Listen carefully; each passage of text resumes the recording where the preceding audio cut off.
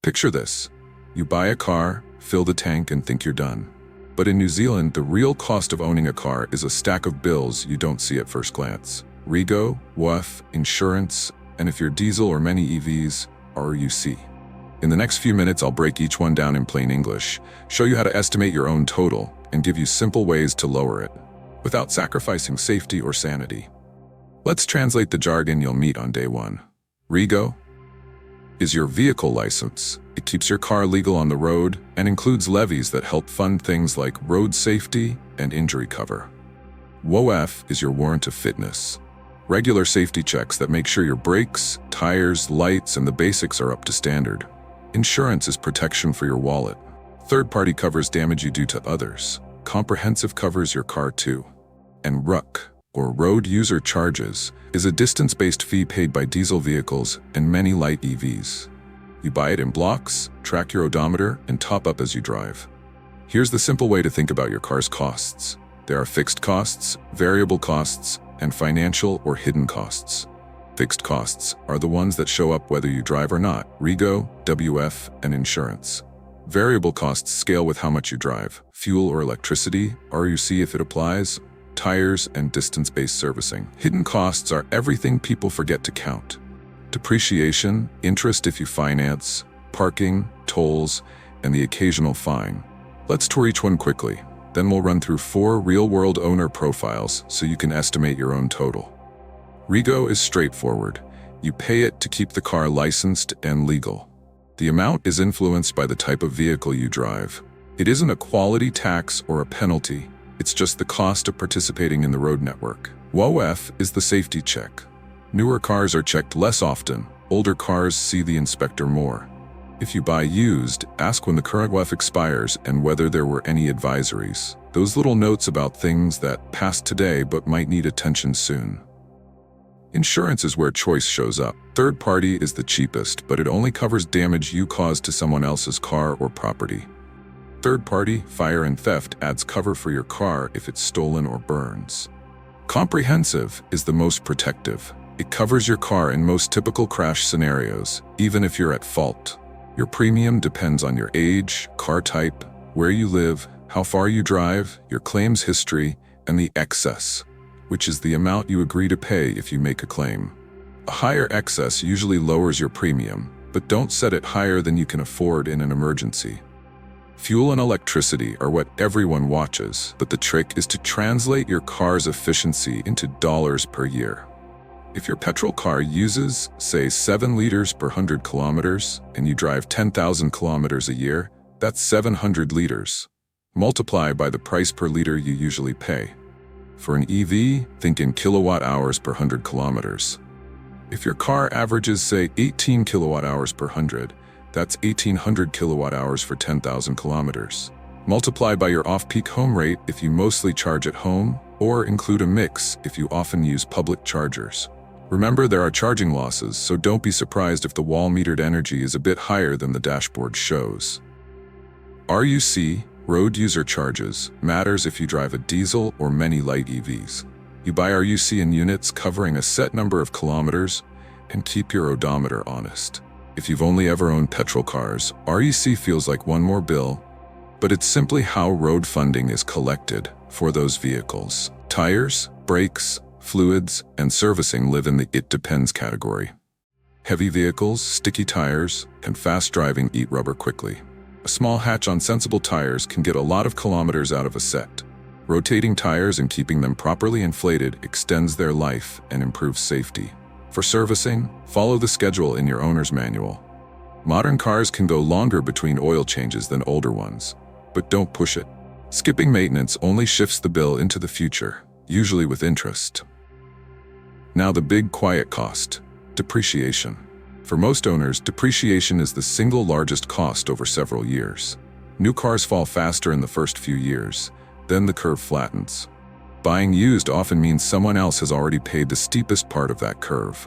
If you finance, add interest to the tally. The sticker price isn't the whole price if there's a loan attached. Finally, don't forget parking, tolls if you travel through them, and yes, fines. They're completely optional if you plan ahead. Let's turn this into 4 quick scenarios. As you listen, try to map yourself to one of these and swap in your numbers. Scenario 1. The city commuter in a small petrol hatch. Your fixed costs are Rego, WOF, and a modest insurance premium. Your variable costs are fuel, regular servicing, and tires that last a long time if you drive gently. Depreciation is there, but on a used, reliable hatch, it's often manageable. If you have off-street parking and rarely pay for parking in town, your extras may be small. To estimate your annual total, take your yearly kilometers, multiply by your car's liters per 100, divided by 100, and then by the price per liter you typically pay. Add your fixed costs and a small allowance for tires and servicing each year. Scenario 2. The tradie in a diesel ute. Your fixed costs are Rego, WOF, and usually a higher insurance premium because utes are valuable tools. Your variable costs include diesel and RUC. Utes are heavier, so tires and brakes can wear faster. If you carry loads or tow regularly, plan for shorter tire life and more frequent servicing. Depreciation can be significant if you buy new, but if the ute helps you earn, it's a business decision as much as a personal one. Your estimating formula adds RUC per 1,000 kilometers to the fuel cost and includes a larger allowance for tires. Scenario 3. The family in a used hybrid. Fixed costs look like the petrol hatch, Rego, WOF, and insurance. Variable costs are where you win. Low fuel use in the city, reasonable tire wear, and normal servicing. Hybrids shine in stop-start traffic, so if most of your driving is urban school runs and errands, your fuel spend could be noticeably lower than a similar petrol-only car. Depreciation is mid-range, but match the car size to your actual needs. A bigger car means bigger tires, heavier weight, and often higher insurance. Scenario 4. The urban EV owner. Fixed costs are Rego and insurance, plus WOF when required based on vehicle age. Variable costs depend on where you charge. If you plug in at home overnight on an off-peak rate, your cost per kilometer can be low. Public fast chargers are convenient, but usually more expensive per kilowatt hour. Many light EVs pay RUC, so remember to add that to your per kilometer math. Tires can wear faster on powerful EVs due to instant torque. Rotating and maintaining pressure matters. Depreciation in EVs can be sensitive to technology cycles, battery health, and model popularity, so buy with your eyes open and plan to keep the car long enough to spread that cost.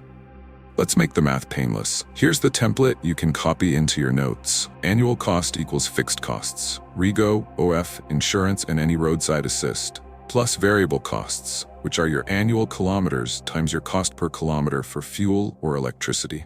If you're diesel or an EV that pays RUC, add RUC per 1,000 kilometers times however many thousands you drive. Add an annual allowance for tires and servicing. Finally, add depreciation, interest if you have a loan, and a realistic number for parking, tolls, and the occasional ticket.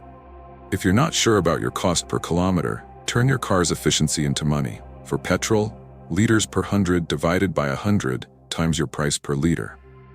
For EVs, kilowatt hours per 100 divided by 100 times your electricity price. If you use a mix of home and public charging, split your kilometers between those prices. This gives you a solid working estimate, good enough to compare cars and make decisions. Now, how do you lower the bill without hating your car? Start by right-sizing. Most people over-vehicle. If you mostly drive solo in the city, you probably don't need a big SUV. A smaller, efficient car is cheaper to insure, cheaper to fuel, cheaper on tires, and easier to park. Buy reliability first, features second. A pre-purchase inspection is the cheapest insurance you can buy. Keep tires properly inflated and rotate them on schedule. This saves fuel and extends tire life. Drive smoothly. Aggressive starts and hard braking eat tires and waste fuel or electricity. On insurance, compare once a year. Ask what happens to your premium if you raise or lower your excess, add driver training, install approved security, or park off-street. If your car's value has fallen over the years, make sure the insured value isn't still set to old numbers. For fuel, use discount apps and pay attention to the price cycle in your area. For EVs, schedule charging during off-peak hours and avoid sitting at 100% charge for long periods unless you're about to leave. With RUC, buy in sensible increments that match your driving pattern. Track your odometer honestly and top up before you run out. For servicing, follow the manual, not social media. Changing fluids, filters, and brake pads on time is cheaper than replacing neglected components later. And plan your urban trips to combine errands. Fewer cold starts, fewer parking sessions, less time idling in traffic, it all adds up. There's a bigger question you should ask yourself before you buy. Does owning a car actually make sense for your lifestyle? If you drive just a few thousand kilometers a year near reliable public transport and only need wheels occasionally, you might be better off using car share, rentals, or rideshare. Ownership shines when you consistently use the car. If your annual kilometers are low and your fixed costs are high, you're paying a lot for the convenience of having the keys in your pocket. That may be worth it, but it's good to know the premium you're paying for that convenience. If you already own a car, here's a quick self-audit. How many kilometers did you actually drive last year? What's your real-world fuel economy? Not the brochure number, but what you get on your routes. How much do you spend on parking, really? Do you actually need that larger car? Or is it habit? If you're moving house, changing jobs, or starting a new routine, consider whether your car still fits the new pattern of your life. And if you're shopping, try this. Pick 2 or 3 cars that meet your needs. Estimate the annual cost for each using the template. Include depreciation, especially if one option is new and the other is used. You might discover that the cheaper purchase price isn't cheaper to own, or that the more expensive car with better efficiency and lower depreciation actually costs less each year. That's the power of doing the math before you sign. Here's the bottom line. In New Zealand, the real cost of a car is not just what you put in the tank or the battery. It's Rego, WOF, insurance, and for diesel and many EVs, RUC. It's the tires you'll eventually replace, the services you can't skip, the parking you pay every day, and the value the car quietly loses while it sits in your driveway. When you count all of that, you can choose the right car, budget accurately, and avoid nasty surprises. If this helped, do me a favor, like this video so more Kiwis see it. Subscribe for more clear, no-nonsense money guides, and if you want my simple cost calculator, drop a comment saying NZ car cost and I'll share it with you. Drive safe, spend smart, and I'll catch you in the next one.